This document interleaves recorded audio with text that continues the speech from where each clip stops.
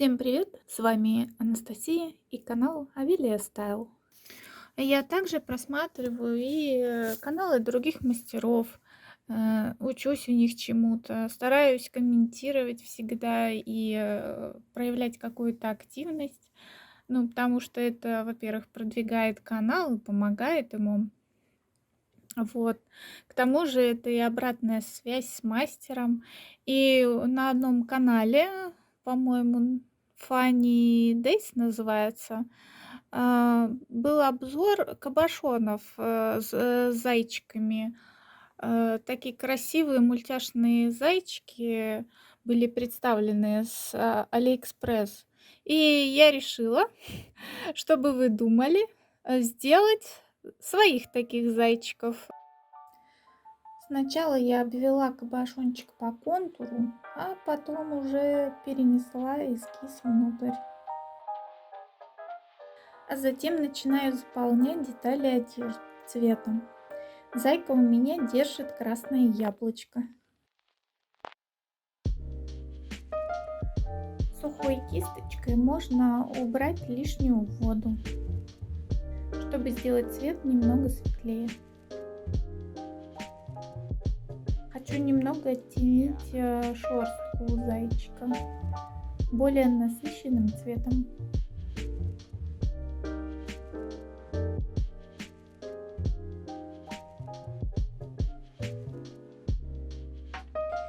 Ну а тут я уже решила, что хочу немного добавить орнамента цветочного, а пустоты фона заполнить изумрудным. Думаю, можно заходить за фон, все равно потом лишнее с краю отрежется. Черным цветом хочу сделать обводку и подчеркнуть детали.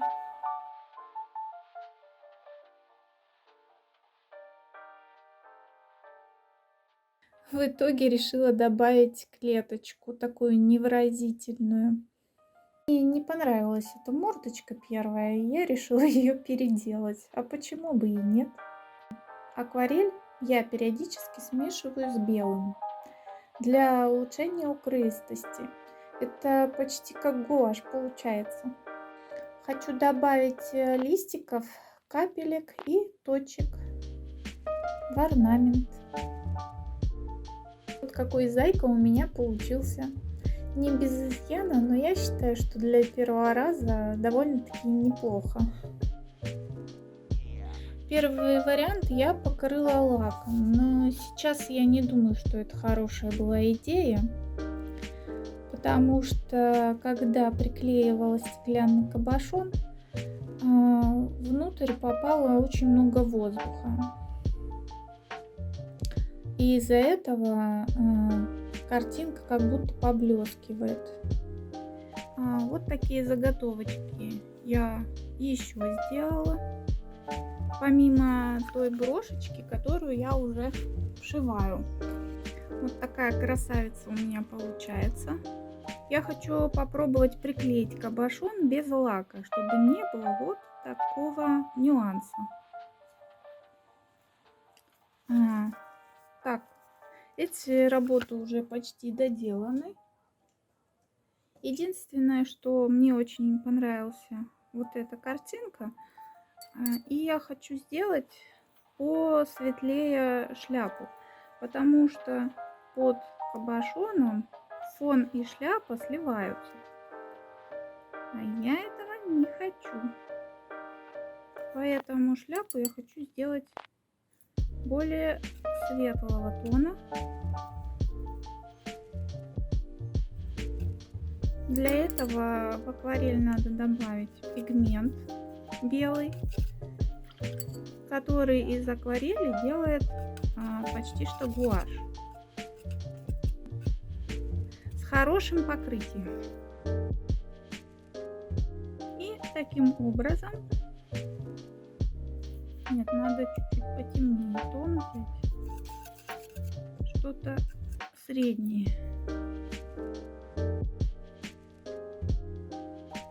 Вот такая яркая шляпа будет.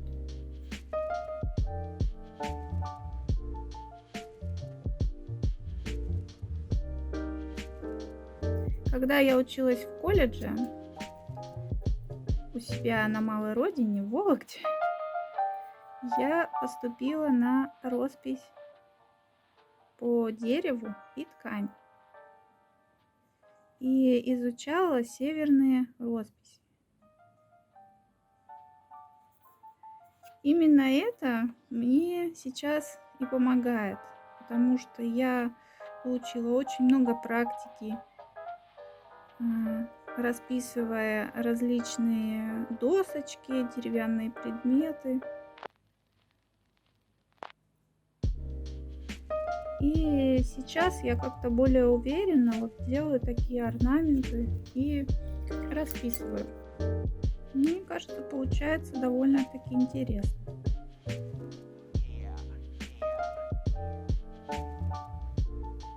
Таким образом можно воплотить в жизнь любую свою задумку кабошонами. Мне кажется, это очень интересно выходит. По крайней мере, это более интересно, чем просто распечатать картинку и приклеить ее.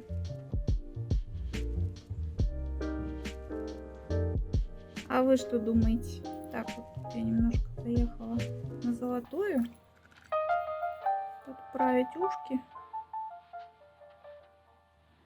Ну, как-то так.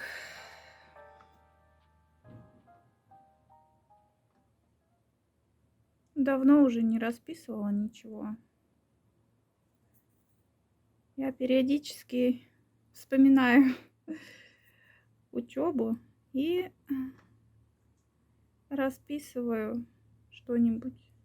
Или делаю роспись на ткани. Последний раз я расписала шарфик шелковый. Я даже купила шелковую ткань, но пока руки никак не доходят до росписей. Но когда-нибудь я займусь и этим.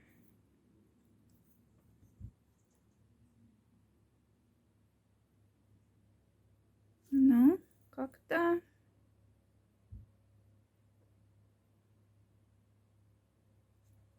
так. Блин, вот этот вот заяц мне прям очень нравится. Он такой серьезный. Не знаю, как-то больше всех он нравится. Еще мне нравится вампирский заяц. Ну, хотя и этот синенький интересный. В общем, давайте двигаться дальше. Сейчас все подсохнет. И мы попробуем без покрытия лака приклеить вот этот кабошон. Прямо так. Вот. А потом приклеим остальные. Эти кабошончики я хочу сделать к Новому году и раздарить друзьям. Ну, не знаю, может быть, продать. Но, скорее всего, просто раздарю друзьям и коллегам. Такой миленький, кстати, получился. Этот кабошон самый первый, который я сделала. А потом по такому же принципу решила сделать еще. Мне кажется, эта идея очень интересная. Теперь я беру клей Момент Кристалл. Он прозрачный. И наношу прямо на нашу картинку.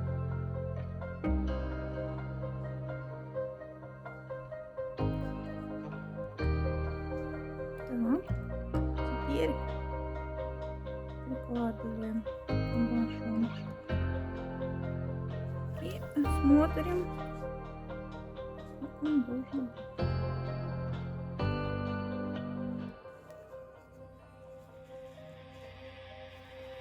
В следующий раз надо как-то больше отступа делать. И вот смотрите, по сравнению вот с этим кабошоном, Видите, там поблескивает, это воздух, который задержался между лаком и кабошоном. Вот, он и поблескивает. А тут такого нет. Картинка такая однотонная. Ну, в том плане, что воздуха внутри нет. Так. И приклеиваем вот этот.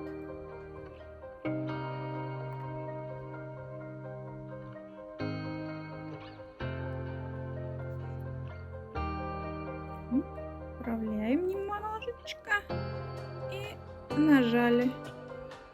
Ну, вот так лучше, кстати, зубочисткой распределять.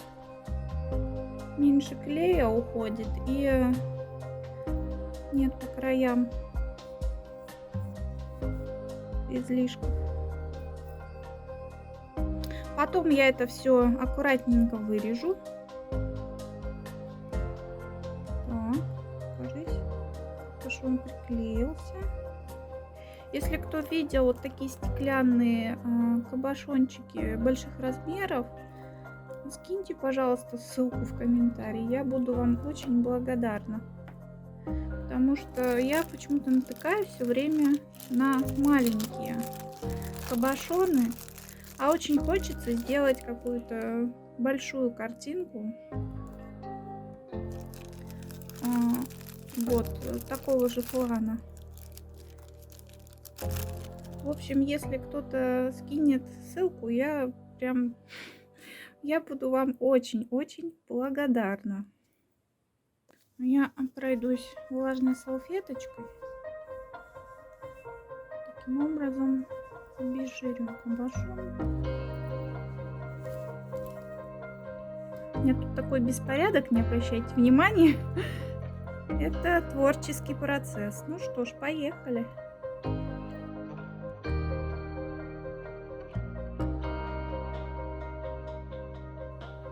Немножечко прижать,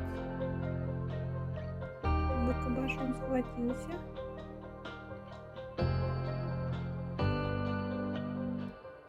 Так. Ну и последний.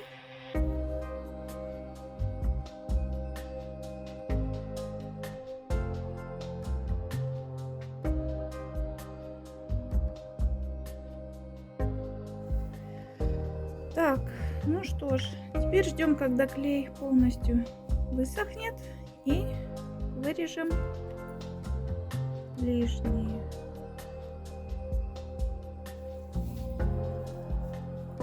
Не обращайте на творческий хаос вокруг, смотрите на кабошон. Вот такие милашки у меня получились.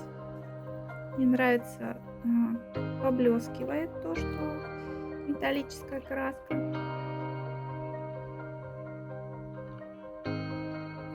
Мне кажется, это довольно-таки интересно. И намного лучше все-таки лаком не покрывать, как я сделала с первым. Вот с этим.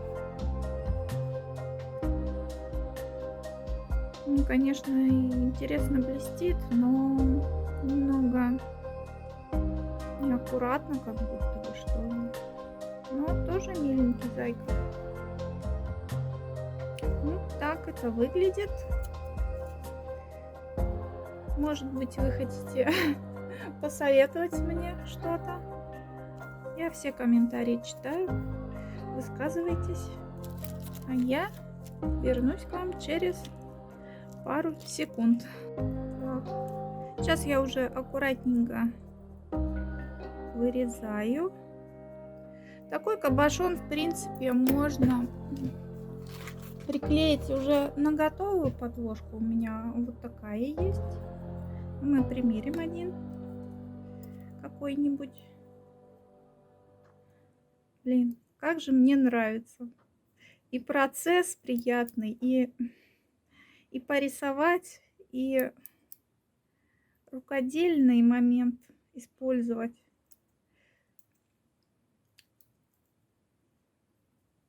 Я стараюсь использовать все свои навыки, которые приобрела. Ну, кстати, и обратная сторона неплохо выглядит. Хотя бумажка очень тонкая была. Ну, вот такой кабошончик я сделала. Если кто хочет, я, конечно, не знаю, как это будет. Если кто хочет, я могу сделать кому-нибудь вот такие авторские кабошоны. Блин, у меня, как всегда, творческий беспорядок тут. Сейчас я немножечко уберу лишнее из кадра.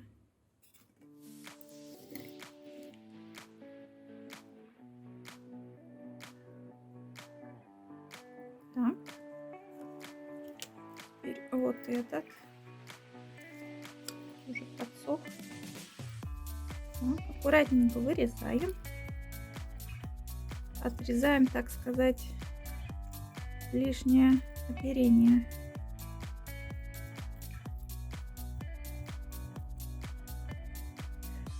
Стараюсь края, чтобы не были острые, а плавненькие такие. Оп. Вот.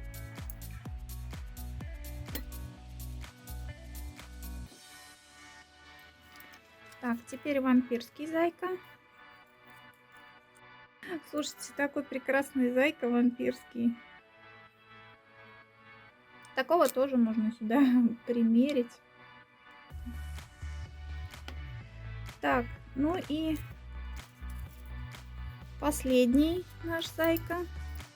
Умненький. Да, тут тоже немножко воздух попал. Но мы не унываем. Вот такие кабошончики у меня вышли. Теперь их я буду обшивать. Вот так же. Сделаю, ну, скорее всего, брошки сделаю такие. Простенькие. Ну, а кого заинтересует, я могу сделать вот такие авторские, получается, брошки для вас. Пишите мне либо в ВК или в Телеграме. Можете написать. У меня есть свой Телеграм-канал. Есть группа в ВКонтакте. Присоединяйтесь. Буду рада всем. Буду рада обсудить с вами этот вопрос. Может быть, вы как-то посоветуете, как улучшить мою работу. Может быть, кто-то посоветует, как вот избавиться от воздуха попавшего. Я, честно говоря, вроде аккуратно делала, но как видите, в общем, и тут не без неудач. Хочу рассказать немножко про себя. Я творчеством занялась в этом году в январе месяце. И что бы вы думали, творчество началось с вязания. Вот такой медведь у меня был в самом начале. Он, конечно, такой неказистый, у него вот тут вот есть небольшие огрехи, но в целом и хвост у него какой-то не медвежий вовсе. Но в целом я была довольна работой на тот момент. Вот такой красавчик, джентльмен у меня теперь есть. Я брала пряжу такую махровую. Ей, конечно, сложно вязать, и концы у нее немного осыпались, но в целом это интересный опыт. Советую всем. Кто еще раздумывает, не раздумывайте, пробуйте, творите, создавайте, как говорится. Вот, и я так думаю, может быть, сюда вот эту подвесочку, в общем, подвесить красавчику этому. Еще я делала вот такие вот маленькие сумочки, кошелечки. Не знаю, тут у меня эти линзы лежат. Ну, не обращайте внимания на это. Вот. Я нашла какой-то гайд, видео на ютубе, и по нему вот так вот вязала. И вот такую сумочку я связала после всего. Вот это вот, конечно, купленный шнур. У меня есть вот из пряжи шнурок, но он сильно вытягивался, поэтому я решила вот купить вот такой. Вот. Сейчас я уже не найду вот этот гайд, которому я делала такую сумку. И там была не русская мастерица, мне пришлось читать субтитры. Вот. Но в целом я результатом довольна. Я ее использую. Я даже сделала вот такую подкладочку. Тут, конечно, швы не очень ровные, но меня это не смущает. Я ее сама использую. Вот. И считаю, что это интересный опыт для меня.